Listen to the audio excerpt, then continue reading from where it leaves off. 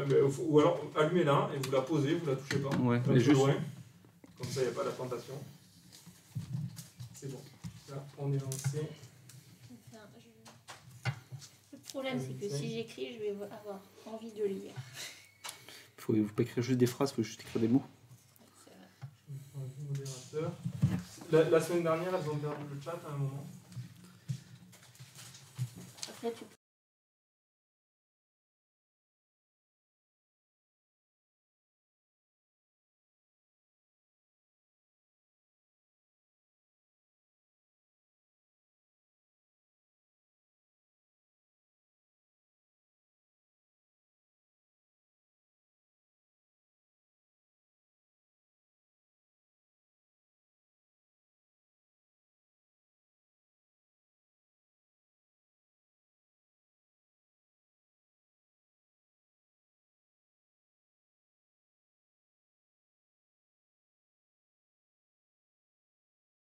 Non, mais. Normalement, voilà.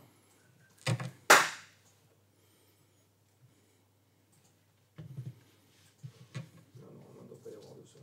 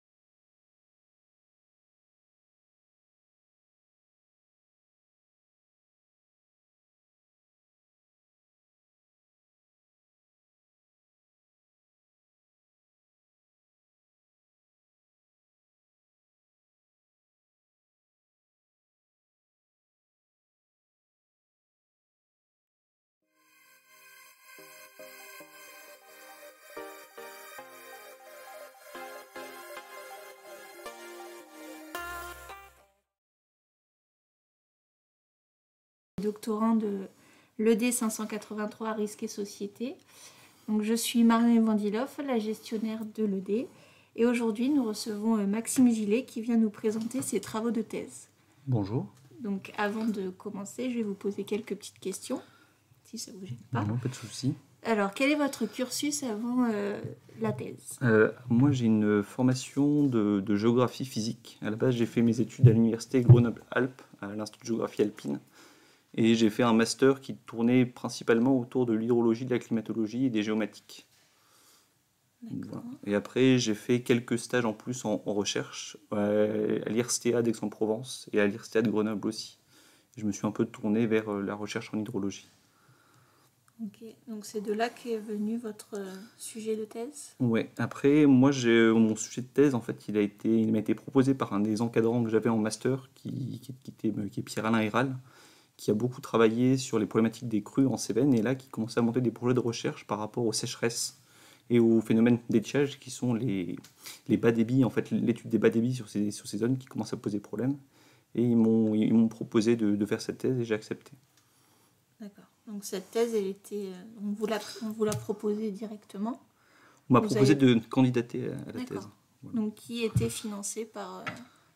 La thèse, c'est une thèse qui est financée par le ministère de l'Enseignement et de la Recherche. Voilà. Et elle est financée uniquement par le ministère parce que l'école doctorale ED 583, si je ne dis pas de bêtises, est relativement jeune, a eu des financements à son lancement pour financer des thèses. Donc j'ai eu la chance d'avoir une thèse qui est financée uniquement par le ministère parce que maintenant c'est plus trop le cas, et c'est plus des thèses qui sont financées en co-tutelle avec la région. C'est ça, exactement. Ok. Et du coup, de quel labo dépendez-vous?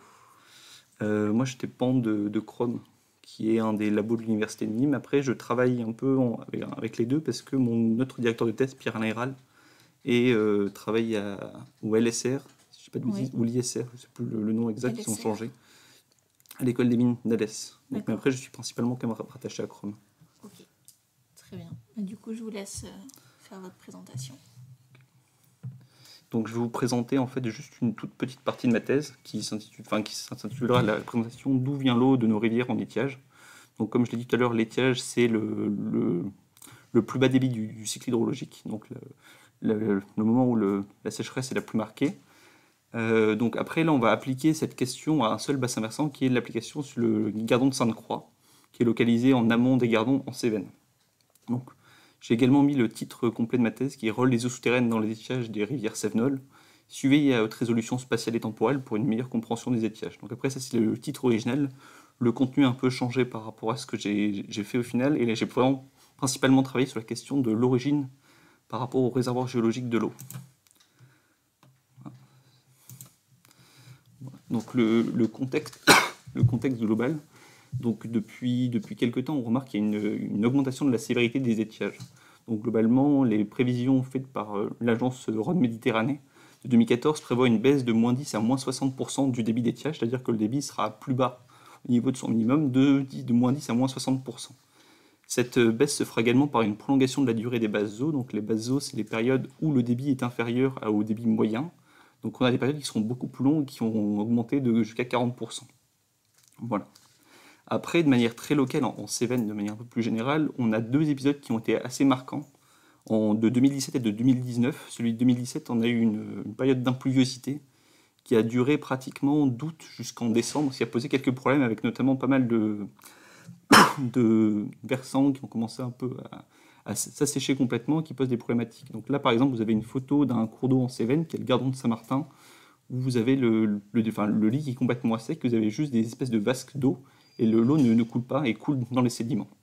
Donc après, moi, la question que je me suis posée par rapport à ce contexte-là, c'était est-ce qu'on peut identifier les réservoirs géologiques qui contribuent au débit du cours d'eau en étiage et arriver à quantifier les contributions.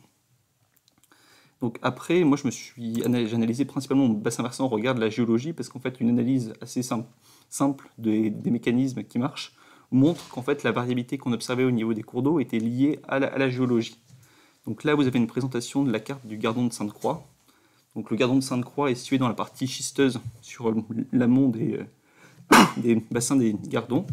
Donc là, vous avez une petite carte qui montre la position des Cévennes et du bassin versant au niveau de la France. Donc sur la partie amont, en vert, vous avez une zone qui correspond au plateau d'Écosse, en fait, à la fin du plateau d'Écosse avec le canne de l'Hospitalet. Ensuite, vous avez toute la partie schisteuse qui apparaît en bleu clair et en bleu foncé, avec des micaschistes noirs qui apparaissent en bleu foncé et des micaschistes qui apparaissent en bleu clair. Donc, pour analyser en fait la contribution de ces réservoirs, globalement, j'ai commencé par faire 2 campagnes de prélèvement. Donc, une en 2018 où j'ai suivi, les eaux de source et les eaux de rivière pendant l'été, et aussi en 2019. Donc après, les paramètres que j'ai mesurés pour arriver à analyser ça, c'était principalement les paramètres physico-chimiques, donc température, potentiel hydrogène, conductivité électrique, potentiel redox et oxygène dissous, pour arriver à voir un peu les suivis, les dynamiques. Et après, j'ai également analysé les ions majeurs en chromatographie ionique, pour arriver à pouvoir évaluer ces contributions-là. Donc en fait, là, vous avez une présentation des eaux de source au niveau de la géochimie.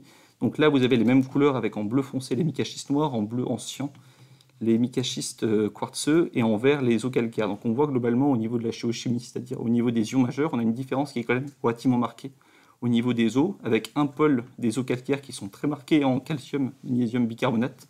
Globalement, c'est ce qui pose des problèmes dans vos canalisations avec les eaux calcaires qui sont très chargées et qui précipitent dans ces minéraux. Les micaschistes quartzeux qui apparaissent en bleu clair, qui sont plutôt neutres, qui ont des conductivités très faibles et qui sont très peu chargés, et les micaschistes noirs qui apparaissent avec des conductivités un peu plus marquées que les micaschistes quartzeux et des teneurs beaucoup plus importantes en sulfate.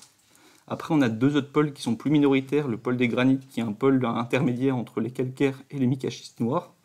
Après, c'est un peu problématique, je ne vais pas le développer là, mais il y a des problématiques qui se posent par rapport à ça. Et les autres steppes qui ne sont pas forcément très visibles sur le graphique ici, qui apparaissent là, qui sont marqués par des teneurs très importantes en sodium et en chlorure. Les steppes, c'est les stations d'épuration, donc c'est les eaux qui sont d'origine anthropique. Donc globalement, j'ai fait cette approche-là pour arriver à valider en analysant les eaux souterraines. Et après, j'ai également fait une approche de lexiviation, c'est-à-dire en prenant de la roche, en la broyant, et en analysant la signature géochimique d'eau qui était mise en contact de ces broyats de roche pour arriver à valider le fait que globalement, ces signatures correspondaient bien à ces roches présentes.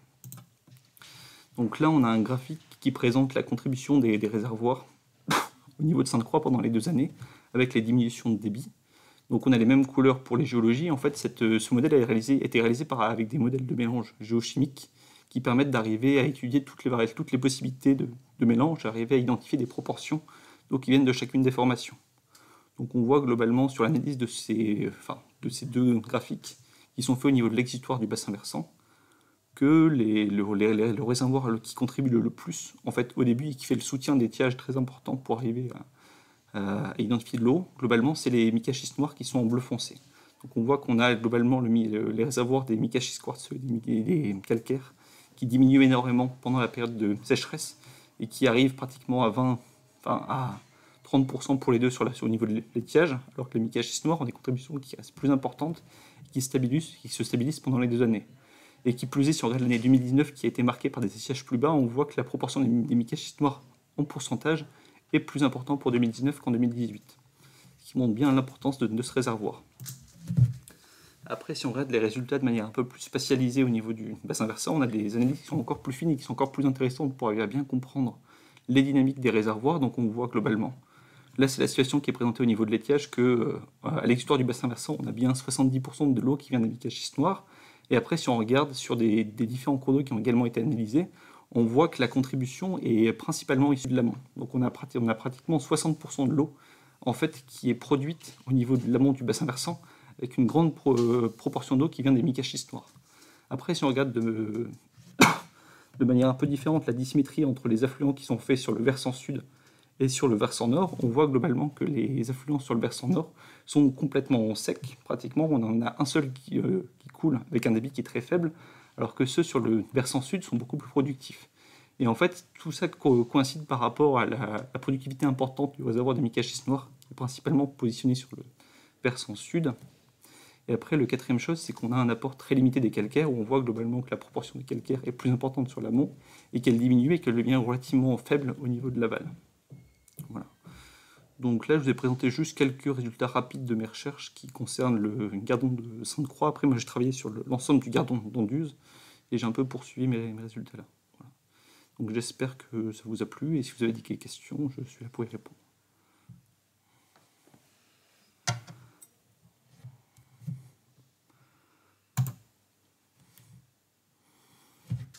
Merci, pardon. Si moi j'ai une petite question, vous êtes rendu combien de fois à peu près sur...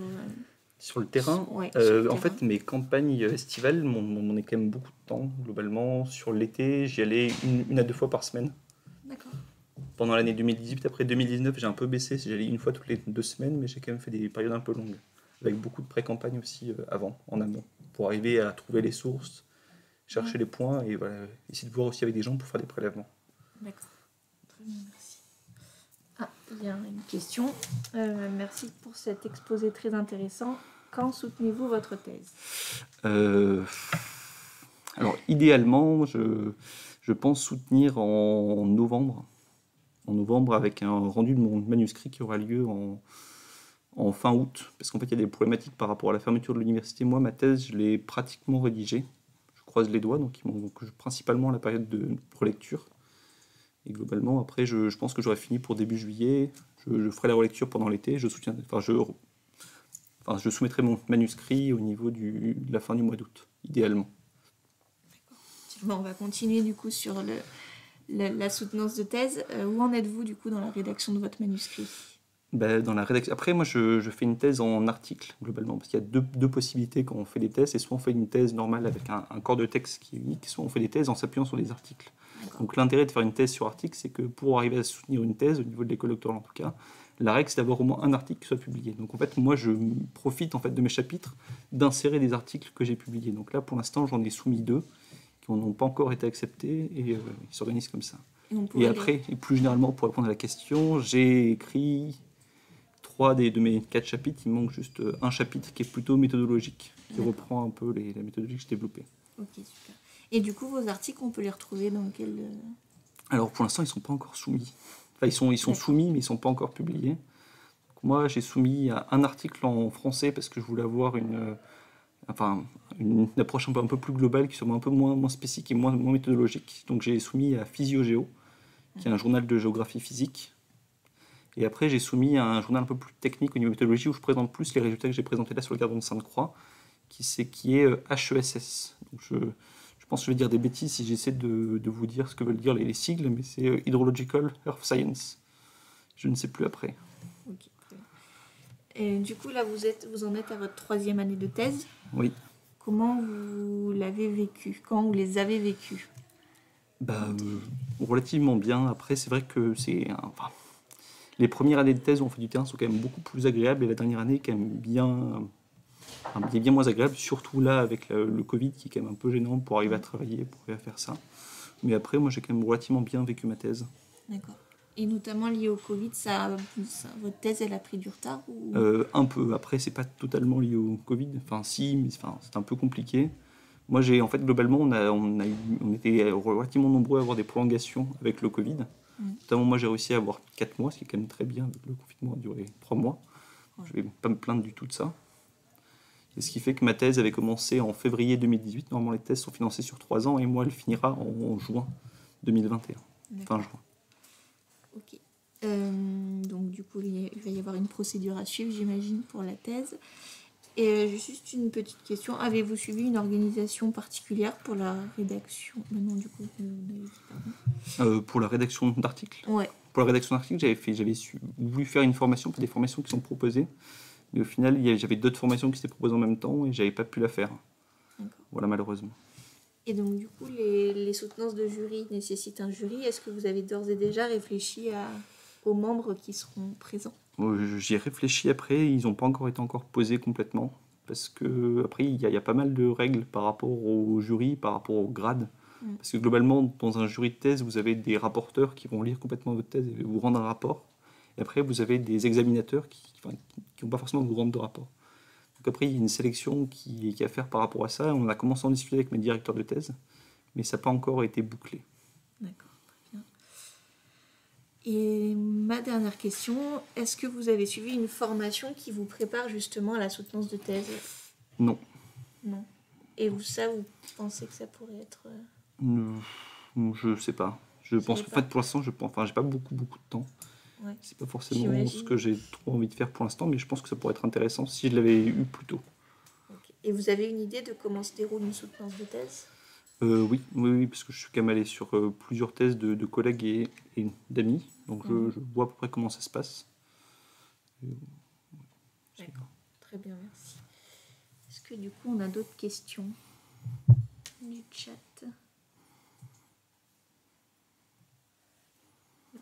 Si.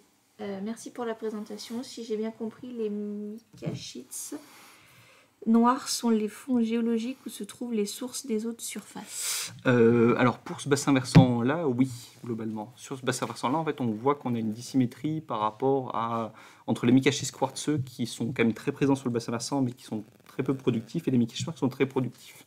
Donc après, il y a plusieurs hypothèses pour arriver à expliquer pourquoi est-ce qu'on a ces différences-là. Moi, j'ai une hypothèse qui concerne l'altération des roches, où globalement, du fait que les micaschistes noirs sont la roche en fait, de contact, qui était en contact avec la série triasique, elle a été altérée de manière un peu plus importante, et en fait, il y a pas mal d'études qui montrent globalement que l'altération des roches permet d'avoir des réservoirs plus importants, donc une productivité plus grande. Après, il y a plusieurs autres possibilités, hein. Globalement, la fracturation des roches est un peu différente.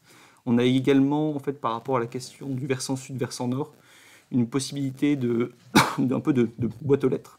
Parce qu'en fait, le plan de schistosité sont orientés vers le sud. Ils sont vers le sud, ce qui fait que le versant sud, globalement, a les schistes qui sont un peu en boîte aux lettres, donc ils pourraient stocker un peu plus d'eau que celle du versant nord. Donc il y a plusieurs possibilités. Mais sur ce bassin versant-là, oui, en tout cas, c'est les micaschistes noirs qui contribuent principalement.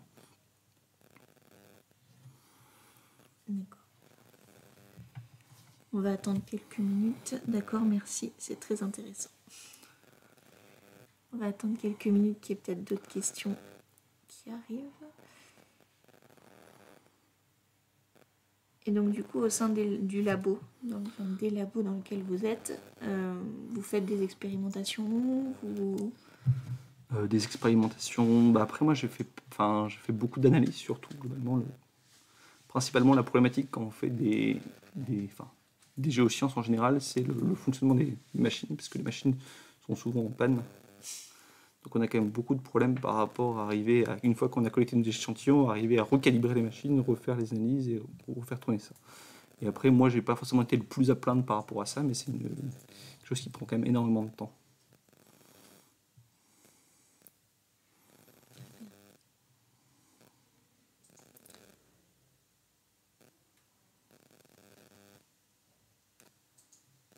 Il semblerait qu'il n'y ait pas d'autres questions. On peut peut-être mettre fin à cet entretien. En tout cas, merci beaucoup pour votre présentation.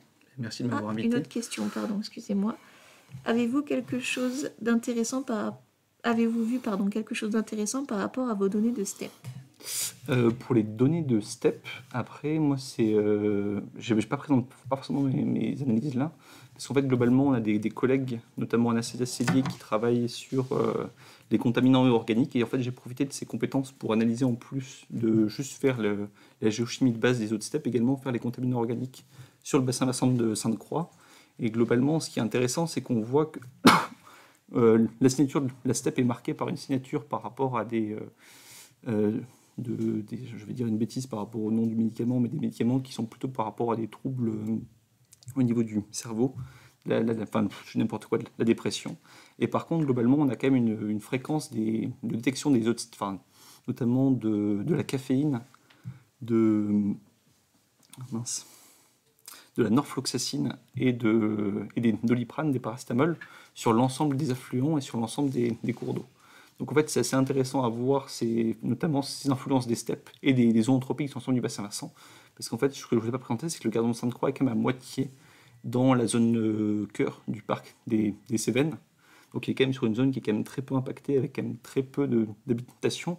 Et on retrouve quand même des influences d'eau anthropique sur l'ensemble du bassin versant, notamment sur certains tout petits affluents où il y a quelques maisons. Donc au final, ça montre globalement qu'il ne faut pas seulement prendre en compte les steppes, parce que sur certains petits affluents, il n'y a pas forcément de steppes, mais il y a juste des fosses septiques et des aménagements individuels qui recrachent également et qui entraînent des contaminations. Il y a une petite question que je comptais vous poser au final. Donc c'est que comptez-vous faire après ce travail de thèse? Continuer sur cette question de recherche, appliquer la méthode sur une nouvelle région ou vous orienter vers d'autres recherches? Eh bien, je ne sais pas du tout. Pour l'instant, je suis un peu j'essaie de finir ma thèse. Et après, je verrai un peu ce qu'on me propose, globalement.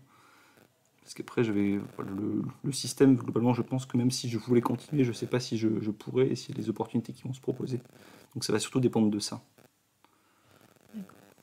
Vous n'envisagez pas d'être enseignant-chercheur? Je ne sais pas, globalement, pour l'instant. Vous ne fermez pas les portes? Je ne ferme pas les portes et je vais voir comment ça se passe. Okay. Très bien.